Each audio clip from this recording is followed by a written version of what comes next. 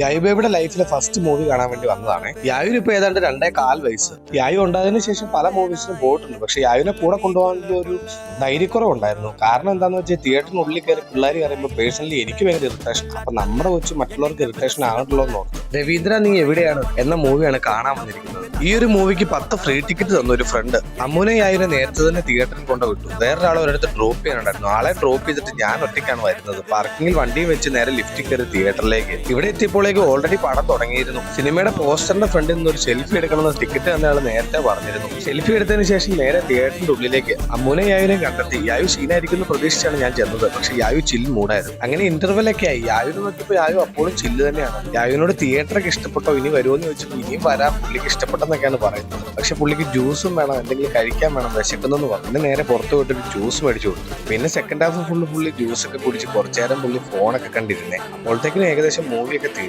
Movie എങ്ങനെയുണ്ടെന്ന് ചോദിച്ചാൽ movie കുഴപ്പമില്ല, കുറെ കോമഡിയും കാര്യങ്ങളും ഉണ്ട്. അത്ര ബോറിംഗ് പരിപാടിയൊന്നുമില്ല. നമുക്ക് വൺ ടൈം ഇങ്ങനെ കണ്ടിരിക്കാം. ഓക്കെയാണ്. ഫ്രീ ടിക്കറ്റ് കിട്ടിയില്ലേ, നല്ല വർത്തായിരുന്നു. അങ്ങനെ വിജയകരമായി യായുവിന്റെ ആദ്യത്തെ മൂവി കംപ്ലീറ്റ് ചെയ്തു. ശേഷം നേരെ ലിഫ്റ്റിൽ കയറി പാർക്കിങ്ങിൽ എത്തിയപ്പോൾ അമ്മുന്റെ ഫോൺ കാണുന്നില്ല. എന്റെയിലാണ് ഏൽപ്പിച്ചതെന്നാണ് പുള്ളി പറയുന്നത്. സീറ്റിന്റെ അവിടെ ഫോൺ കാണുമെന്ന് ഞങ്ങൾ ഗസ് ചെയ്തു. നോർമലി തിയേറ്ററിൽ പോയിട്ട് ഫോൺ മിസ്സാകുന്നതല്ല, സീറ്റിന്റെ ഭാഗത്താണല്ലോ. ലിഫ്റ്റിൽ കയറി നേരെ തിയേറ്ററിന്റെ ഉള്ളിലേക്ക്. ഉള്ളിച്ചതപ്പോൾ നമ്മുടെ സീറ്റിനടുത്ത് തന്നെ ഫോണുണ്ട്. ശേഷം ഫോണും എടുത്ത് നേരെ വീട്ടിലേക്ക്.